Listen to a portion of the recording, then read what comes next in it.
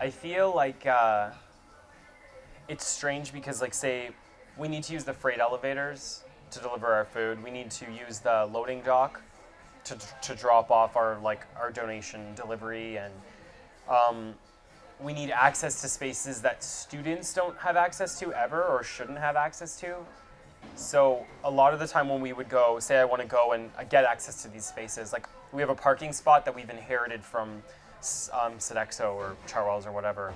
I think it's apartment, or the parking space is 17, I think. It's in the Hall building parking lot there.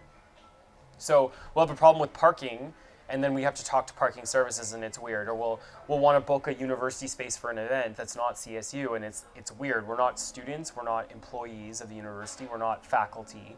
So it's this weird, we're in this weird limbo. So it's always weird. It's never, we'll contact someone saying, we have a new person on our finance committee. We need them to have access to the Millennium through the Concordia portal. And then it's a weird thing. Or we have a problem with IATS, and then they're like trying to ask for budget lines. So it's always been a little weird because we're not like a bona fide part of the hierarchy of different departments and whatnot. So it's always a little bit confused. And it's never like, it's not like we meet with them on a weekly basis and sort of like, okay, this week, what's the update, you know? Like, we'll talk to them once every 2 or 3 years, maybe. Like, maybe it's even less than that. So, I mean, last year we spoke a little bit with hospitality, and sort of, they came and volunteered with us, and they lent us, they waived the fees on a space where we had our volunteer year end of year party, and yeah, so it's clear that we make the links sometimes, but it's not, there's no contract. It's not clearly laid out who we are and what we do and what they owe us and what we owe them. Like, we've sort of steered clear of that, and many people have said that's in our best interest. Other people seem to think like it's the kind of thing that we should just kind of get it all over and done with, be like, where are we all at? But I feel like ambiguity from the beginning has qualified administrator relations. I think maybe the popularity of our service, and it's also the tenacity of it.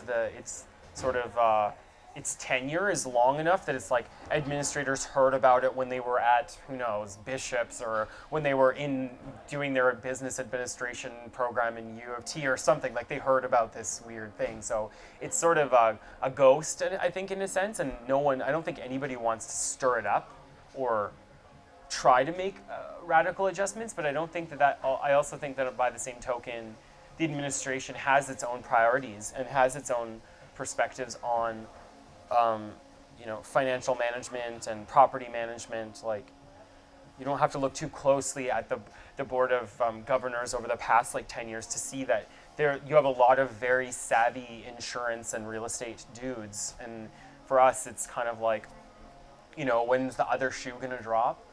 In recent meetings with administrators, they said, no, you're part of the Concordia landscape. You're welcome here. We want you here. You're fulfilling a service that students need, and we appreciate the services you're providing. But nonetheless, it's like their structure is different than ours. So even if they do really love us and do want us to stay, it's kind of difficult because we might speak a different language to a certain extent. Like, they really much. I think any department can have a frank discussion about budgetary cuts, but how do you talk to an anarchist food collective that's squatting in your building about how budgetary cuts? It doesn't translate. We're kind of like, yeah, so what? You stand up for yourself, I don't know. I don't know if that answers the question, but it's sort of like,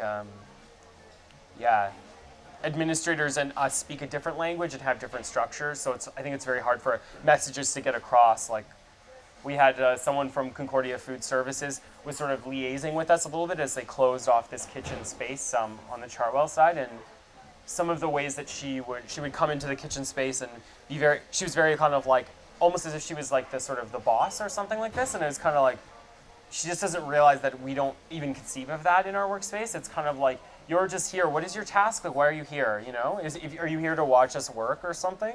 There's knives that I'm sure you know how to use. There's carrots you can cut. If you want to come and talk to us, come into the kitchen and fold bandanas or wash a pot while you talk to us, and we can have a conversation. But yeah, it's just, yeah, it's interesting to see that there's a bit of tension there, and it could just be just based on our positions, like the differences, but I don't know.